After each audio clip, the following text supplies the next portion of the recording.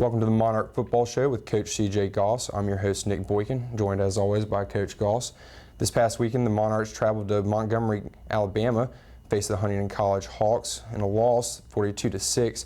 Coach, your team at halftime, was close going into the halftime. It was 14-3, but some unfortunate turn of events at the end. What led to the unraveling of the game for Methodist? Well, right before the half, we were in a fourth down situation where we had the choice to either punt the ball and get out of the half or, go for it on fourth down. We had talked with the defense and we felt pretty confident that we'd be able to get the stops if we didn't get the fourth down. And unfortunately, we didn't convert the fourth down. And then what happened was one big play later, they marched down and, that kind of set the tone leading into the second half where, we struggled in the second half. Coach, even with the loss this weekend, your team has had good wins over Randolph-Macon College and NC Wesleyan, two good regional opponents.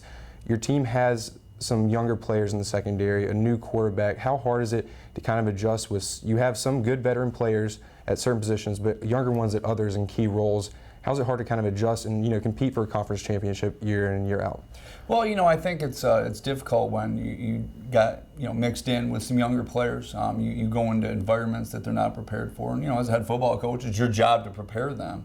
I think that I don't use the youth as an excuse. I think that we've lost the games that we should have pulled out this past week, and I think we struggled a little bit. And all of those they're only bad losses if you don't learn from them. And I think that our team is still growing and learning.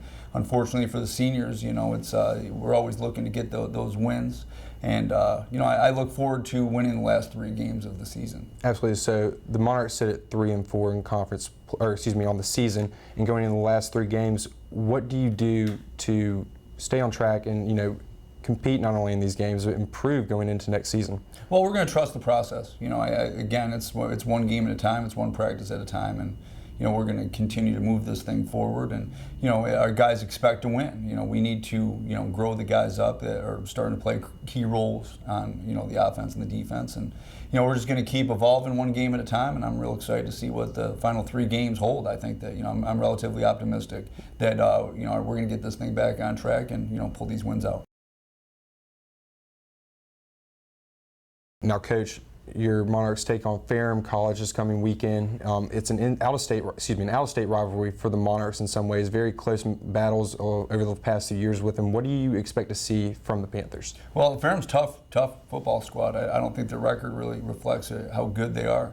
They're athletic across the board, and they run a very tricky scheme. It's something you have to prepare for. It's untraditional. So we're going back to playing responsibility football. Dive, quarterback pitch. And so they run the triple option. They do a great job, And again, I don't fear Ferrum, but you have to be prepared, and we have a heck of a week that we have to prepare for. You speak about the triple option, and this past weekend, we can correlate it to a Division I level. Georgia Tech took on Florida State, a team in the top 10, facing a team that's been on a losing streak, and they gave them trouble. Georgia Tech ended up with a win. How hard is it to prepare for such a different offensive scheme that you're not used to? Nowadays, there's a lot of throwing the ball around.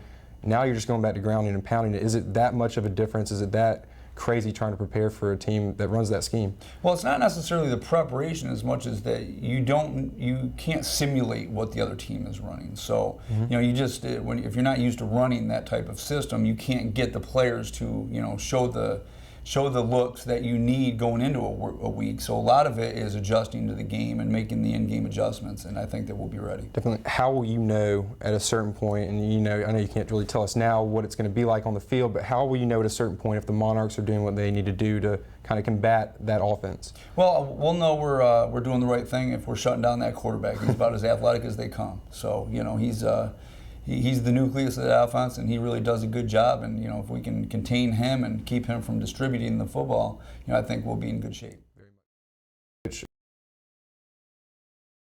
Each year, the Monarchs are recruiting in season and out to prepare for and like Coach said earlier, reboost on talent from season to season. Coach, what do the Monarchs do in season and out season in recruiting? How much time does your program put into that process of being a football coach? And brought in a program? Well, I think to be an effective, football program, you have to leave no stone unturned when it comes to recruiting. We're very fortunate, and our administration supports us going out to find the players that we're looking for. We comb the whole Southeast and pretty much the whole East Coast, and so we have to go prospect, and it's quite the process. In the fact that we just don't bring a guy on campus one time.